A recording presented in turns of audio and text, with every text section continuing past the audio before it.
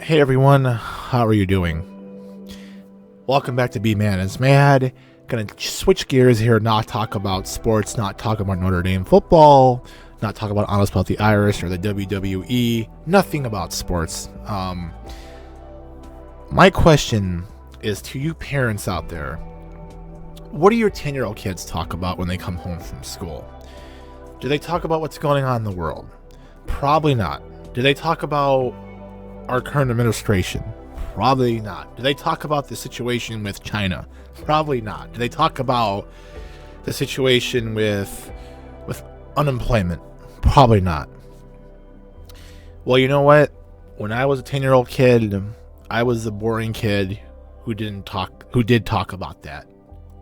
I was a 10-year-old kid that wanted to know what was going on in the Gulf War. I was a 10-year-old kid that wanted to know what was going on in the world during our current administration. I want to know what the unemployment rate was. I remember asking my father those questions, and he looked at me like I was crazy. He's probably thinking, why is a 10-year-old kid asking me this? My dad goes, where are you listening to this? Where are you getting all this from? Why are you this knowledgeable at 10 years old? And listen, I'm not sitting here bragging about myself, folks, okay? I'm just telling you where I'm going at. I remember being a 10-year-old kid, everybody wanted to be Michael Jordan. I am from the Chicagoland area. The Chicago Bulls were on their way to winning their first national championship the next year after, in 1991. But Michael Jordan had already cemented himself as a great basketball player. Every kid wanted to be him.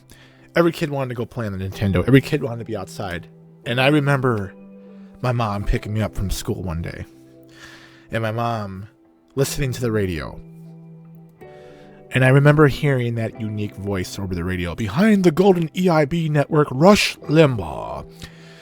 Talents unknown from God. And hearing that voice. And I remember being hooked to it. Giving his opinion about the Gulf War. Talking about the current political structure in America in 1990. Over 30 years ago, folks. And I asked my mom who that man was, and she told me. And after listening to him on the way home, I looked at my mom getting out of the van. I said, Mom, I want to be like Rush Limbaugh. I want to be able to talk on the radio. I want to be able to get people to listen to me for 3 hours. And I just remember being automatically hooked to that and idolizing that man. Idolizing him because I have a talk radio addiction. I can listen to talk radio for hours. I'm a little picky about it, but there's certain people I can listen to and there's certain people I can't. And once I listen to it, even if I have a difference of opinion and I don't agree with him, I will listen to him. And once I'm hooked, I'm hooked. And Rush Limbaugh did that. And Rush Limbaugh created my passion for politics. Rush Limbaugh created my passion for talk radio and my passion for sports radio and talk radio. Rush Limbaugh was an absolutely true pioneer of American radio, a true trailblazer of conservative radio.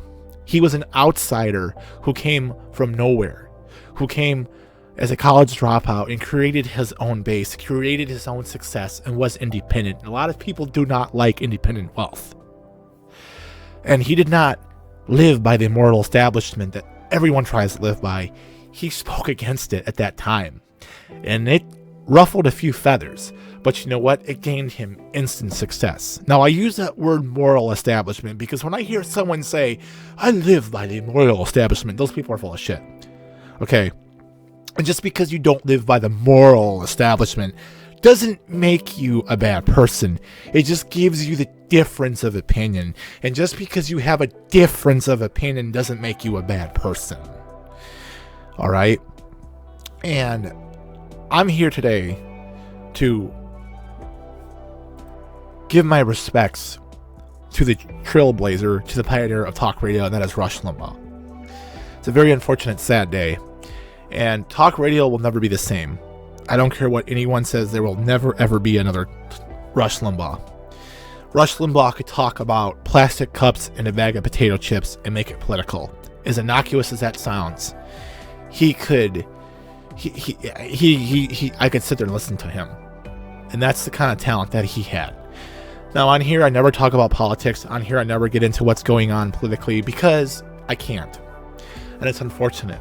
I won't get into the reasons why, but I wish I could. I wish I could give you guys my difference of opinion about what's going on in the world and politics today, because I know that you guys would be entertained, and a lot of you would be pissed off and call me names and label me and judge me, and that's fine. That's the world we live in today. You just got to be strong and don't let those people keep you down, because you're allowed to have your passions. You're allowed to have your difference of opinion, and you're allowed to like Rush Limbaugh, and you're allowed to listen to him, and you're allowed to. You don't have to justify yourself why you listen to him. And I'm not sitting here justifying myself by listening to him, but I wish I could tell you guys what was going on in the world today, but I can't do that. That's why I talk about sports. That's why I talk about Notre Dame football. But I wanted to give some respect, and I wanted to honor this show to Rush Limbaugh today. And folks,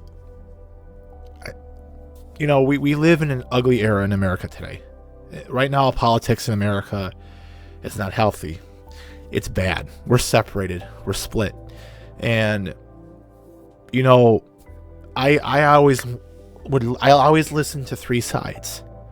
Okay, I listen to the right side. I listen to the left side. Then I would listen to Rush's side. And I always tended to point to the Rush's side, because Rush knew what was going on. Rush was smart. Rush was a genius.